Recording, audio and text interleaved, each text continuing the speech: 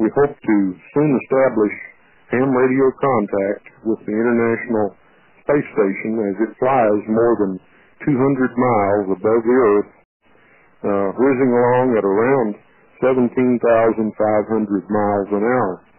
Okay? Anyone SS, copy. Have you a little bit broken, but loud and ready for the school contact. Okay, with that, we'll turn it over to the school to the first question. Dennis, go ahead.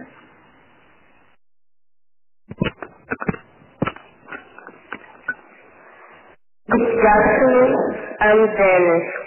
We would like to know how is the day-by-day life on the International Space Station? Over.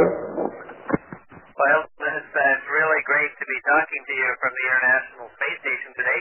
Life up here is very busy. We have lots of work to do, and we get up early and we go to bed late. The good thing is that we have a lot of fun together, and we spend a lot of time looking out the window at this beautiful planet of ours whenever we get the chance. But mostly we're doing a lot of science experiments and a lot of maintenance and a lot of building our space station. Over.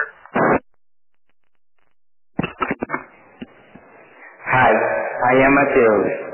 We have some questions about environment and biodiversity. How do NASA's researchers study global warming? Over. Hello, Mateus. We try to study many aspects of global warming, and one of our most powerful tools are satellites that look at the Earth, and they can tell us a lot of things about the temperature of the atmosphere and the makeup of the atmosphere, and also now ocean temperatures. And we try to use that and put it together with data from other sources, such as from the ocean buoys and from ground measurements, and measurements made in places that are very sensitive to global warming, such as Antarctica and the North Pole. And we try to put that together into the best information we can to give an idea of what global warming is really like. Over.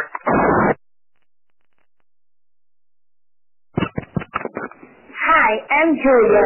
If carbon dioxide emissions are kept at the current levels until the end of the century, what could be the consequence to our planet? Over. Well, hello, Julia. I wish I knew the answer to that question. I don't think anybody knows the answer to that question fully. I think what we do know is that we have a very new condition for our planet, to the best that we can understand, and that we certainly may be contributing to this new condition, and that a wise civilization would take notice and try to change that, so we don't have to answer that question. Our question is more, how can we limit carbon dioxide emissions so we won't be having to answer the first question? In other words, we don't want to see carbon dioxide pouring into our atmosphere at this rate for too much longer. We would like to stop that as soon as we can. Over.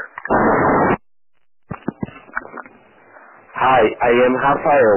What do you think about pre-salt petroleum extract and how this can interfere in the environment?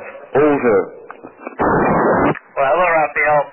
I have to confess I really don't know enough about pre-salt petroleum extraction.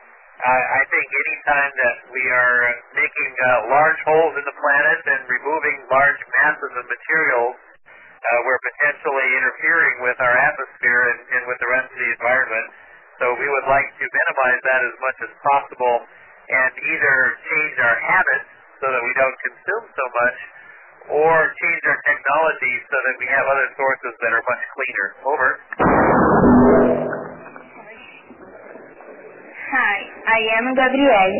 According to your research, what is your bigger concern related to the preservation of Amazonian biodiversity? Over. Hello, Gabrielle. Again, my research is much more focused on space and medicine, so I don't have personal experience with the Amazon and biodiversity. I can only say that I think along with many of the science community and many of the biological researchers that I do know, is that we want to preserve that biodiversity at all costs as much as possible, and by doing that we want to preserve the Amazon and its surrounding forests. I've had a chance to fly over the Amazon, and it strikes you how alive that area is, but it also strikes you how much of it is disappearing. So I think preserving that as much as possible is very, very important to us. Over. Hi, I am Barrett. What is your concern related to the impact of nuclear energy to the environment? Over. Well, hello, Barbara. Like everybody, I would be worried about the release of nuclear materials, and even the nuclear materials have to be mined, and that has impact as well. The problem is we are still a very power-hungry civilization, and we need to look for a best fit solution to our power needs. If we can do nuclear energy clean, great. If we can't, then we should not. But the same is true with petroleum energy. And we have to look at a very big picture, and we have to look at everybody's needs before we make our decisions.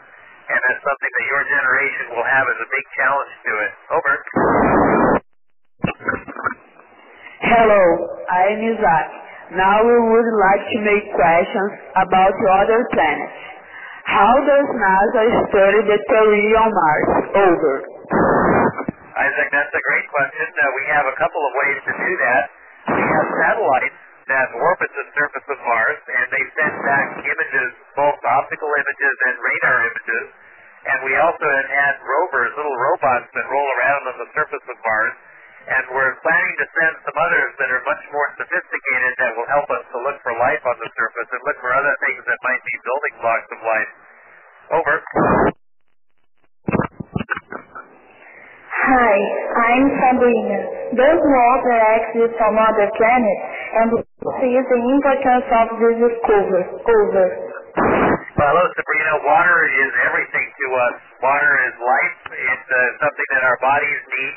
But we can also break it down into oxygen and hydrogen, oxygen to breathe, and hydrogen to burn for rocket fuel. And finding water on other planets, because of that, is a very big deal to us. But it also means that we might find life in ways that we understand life to be right now. So we know there's lots of water on Mars and the polar caps and below the surface. And we found what we're pretty sure are large oceans on Europa. And there are probably other places just in our solar system and probably in some of the many planets that we are starting to find now. We expect to find water in a lot of places, and that's a very exciting thing for us. Over. Hello, I am Valdinei. How do you see the moon and the sun from the ISS? Over. Valdinei, if you can hear me, we see the moon and the sun very, very clearly because we're above the atmosphere, and that is just nothing between us and the moon and the sun but open space. They're very bright. Over. Hi, I am Thais. Do you think that within some years it will be possible to live in other planets? Over.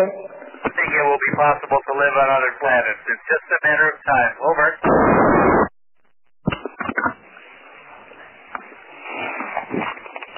Hi, I'm Thiago, and we would like to make some general questions. Why did the swimsuits developed by NASA make the athletes sunburn much faster? Over.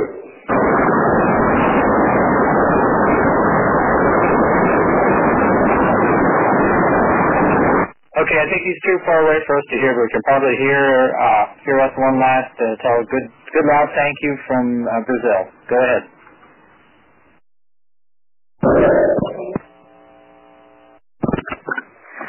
Hi, this is Karen from the Beagle Project. Thanks so much. That was a fantastic event. And anyone at SS, this is K6DUE over. Thank you very much. Goodbye. 73. Okay, and with that, the contact's over. Okay. And ladies and gentlemen, we have shared a moment of history